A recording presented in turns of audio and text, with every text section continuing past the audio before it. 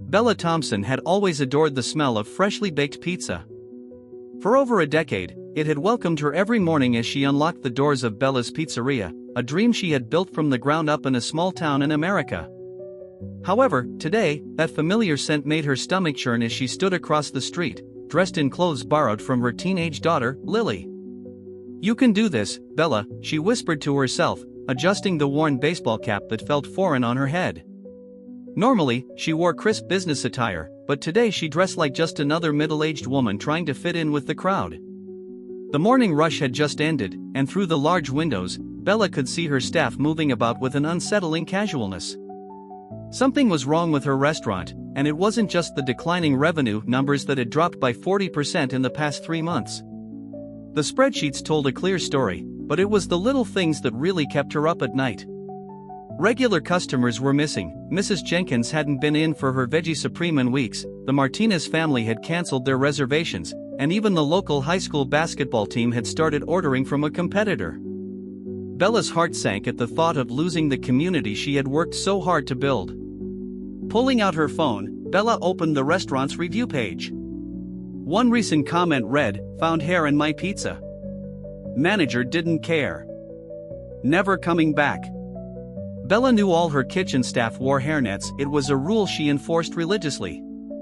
As she observed the restaurant from a distance, a young couple exited, their faces twisted in disappointment. The woman lamented about a cold pizza, and Bella's heart sank further. Her family's recipe had been perfected over generations. Cold pizzas simply didn't happen at Bella's. Taking a deep breath, she crossed the street. The bell above the door chimed as she entered, and she had to resist the urge to inspect the slight squeak it made. Instead, she shuffled to the counter, keeping her head down like any ordinary customer. "Welcome to Bella's," said Mark, the new cashier, without looking up. Bella had hired him 2 months ago, but something about him had always felt off. "Can I get a slice of pepperoni and a Coke?" Bella asked, pitching her voice higher than usual. "That'll be $7.50, Mark replied, finally glancing up with a bored expression. Bella noticed he didn't enter her order into the POS system. Instead, he scribbled on a notepad and called out to the kitchen. She frowned at the receipt. It was thinner and cheaper than the thermal paper they usually used. Settling into a seat near the counter, Bella prepared to observe the lunch rush. When her slice arrived, it was lukewarm, and the cheese congealed in a way that made her wince. A group of construction workers came in, regulars who usually ordered the meat lovers special. Bella watched as Lisa, another cashier, took their order again, without using the POS system. "Quality's gone downhill," one worker muttered to his colleague. Bella's fingers tightened around her slice. She had inherited her grandfather's recipe book, filled with notes and techniques passed down through generations. Every day, she made the sauce herself, following those handwritten instructions to the letter. Then, a young mother approached the counter, visibly upset. "This is the third time my delivery order has been wrong," she said, placing a pizza box on the counter. "I ordered a plain cheese pizza. This is covered in jalapenos." Lisa responded smoothly, "I'm sorry, ma'am. Our delivery system has been having issues. Would you like a refund?" "I want to speak to the owner," the mother demanded. "Bella's away on business," Mark cut in quickly. "She's dealing with some personal issues." Bella felt her chest tighten. She hadn't been away, she had been in her office every day trying to figure out what was wrong. How many other customers had been told she was away? As the woman left with her refund, Bella overheard something that made her freeze mid-bite. Lisa leaned over to Mark, whispering, "It's almost too easy. She still thinks people just don't like her pizza anymore." Bella's heart raced. She opened the voice recorder app on her phone. Something was very wrong at Bella's Pizzeria, and it wasn't just bad service or cold food. She had stumbled onto what seemed like a conspiracy. As she recorded, Bella listened to Tom and Lisa continue their conversation. "Did you see her face when she checked the numbers last week?" Lisa snickered. "Looked like she was going to cry." Bella remembered that moment. She had been in her office, staring at the reports, trying to understand how they had lost several major catering contracts. They had been watching her, studying her reactions like vultures. The best part, Mark leaned closer, is she's still using her grandfather's special recipe, measuring everything like it matters. Meanwhile, he patted his pocket where Bella noticed a small vial earlier. The sauce modifier? Lisa asked, raising an eyebrow. Just a few drops make any pizza taste like cardboard. Completely safe, just kills the flavor. The name hit Bella like a punch. Dylan had been her enthusiastic shift manager until she'd fired him 8 months ago for stealing cash from the register. Now, those threats he had shouted during their confrontation took on a new meaning. Speaking of Dylan, Lisa continued, he wants us to step it up. Bella's too stubborn, we're not selling fast enough. Time for phase 2. Already on it, Mark grinned. I've got a friend at the health department who's willing to find some violations next week. Major ones. Isn't that risky? Lisa asked. Nah, Dylan's got it covered. The inspector has gambling debts, and Dylan has photos. Bella felt sick. She had always run a clean kitchen. The thought of someone deliberately sabotaging her restaurant made her blood boil. Just then, the bell chimed, and Bella's head chef, Sarah, walked in, wearing street clothes. Hey, guys, Sarah said, her cheerful voice subdued. Is Bella in? Nah, she's hiding in her office as usual, Mark replied. Sarah's face tightened slightly. Bella had noticed Sarah acting strange lately. I need to check something in the kitchen, she said, heading toward the swinging doors. Wait. Lisa called out too quickly. Health inspector coming soon. Better not have any unauthorized personnel back there. Since when do you care about health regulations? Sarah shot back, her voice sharp. The tension in the air thickened. Bella watched as Mark's hand moved to his pocket, the one with the vial. Sarah paused, her hand on the door. Never mind. I'll come back later. As Sarah left, Bella caught a glimpse of her holding a small camera. She pushed through the front door quickly and pulled out her phone to make a call. Think she suspects? Mark asked, watching Sarah's retreating figure. Doesn't matter, Lisa shrugged. By next week, this place will be drowning in health code violations. After that, Bella will be lucky if she can sell it for enough to cover her loans. Bella felt her resolve harden. They had made a mistake underestimating her dedication to her family's legacy.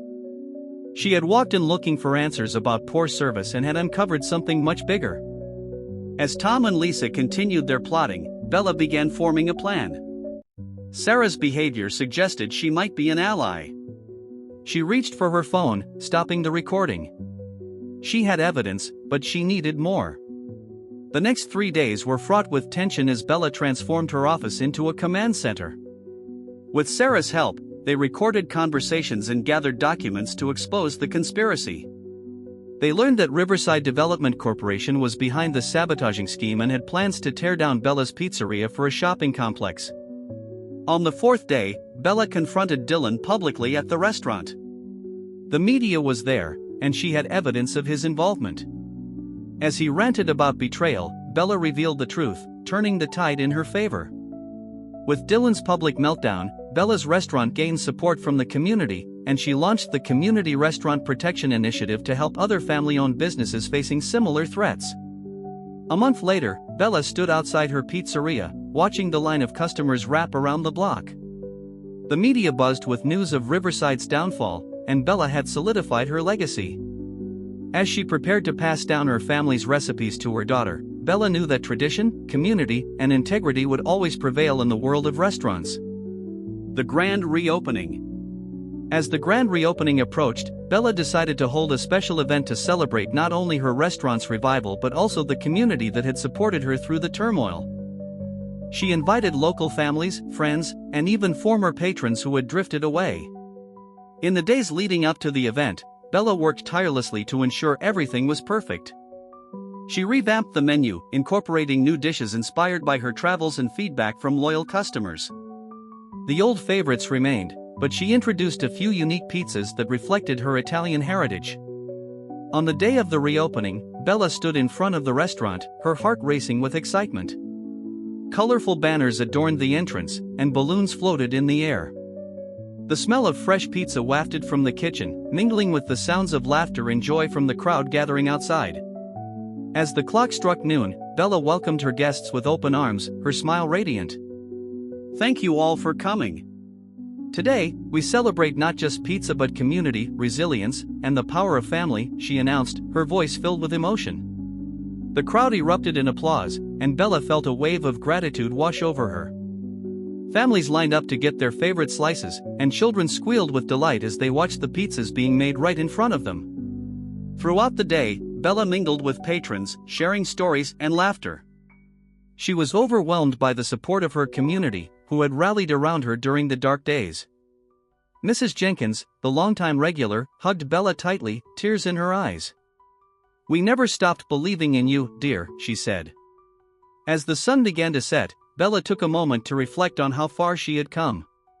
The restaurant was thriving, filled with laughter, chatter, and the comforting aroma of fresh pizza. She glanced over at Sarah, who was busy serving customers with a bright smile. The two women had become closer than ever, united by their shared experiences and commitment to preserving the restaurant's legacy.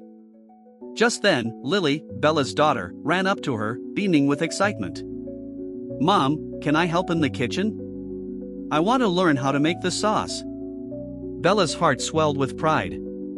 "Of course, sweetheart. Let's make it together," she replied, leading Lily into the kitchen. As they worked side by side, Bella taught her daughter the secrets of the family recipe, handing down not just ingredients and techniques, but also the stories that came with them. Each stir of the pot was infused with love, tradition, and hope for the future. As night fell, Bella stepped outside to take in the scene, families laughing, friends sharing stories, and the warm glow of the restaurant lights illuminating the street. She felt a deep sense of fulfillment, knowing she had fought for her family's legacy and emerged victorious. When the last customer left, Bella gathered her staff together for a final toast. "To family, community, and the spirit of resilience," she declared, raising her glass. To Bella's Pizzeria, they cheered in unison. As the night came to a close, Bella knew that the journey was just beginning. With her family's recipes safe and her community behind her, she was ready to face whatever challenges lay ahead. Bella's Pizzeria was not just a restaurant, it was a testament to the strength of family and the bonds that held the community together. And somewhere, Bella felt certain, her grandfather was smiling down on her, proud of the legacy she was carrying forward.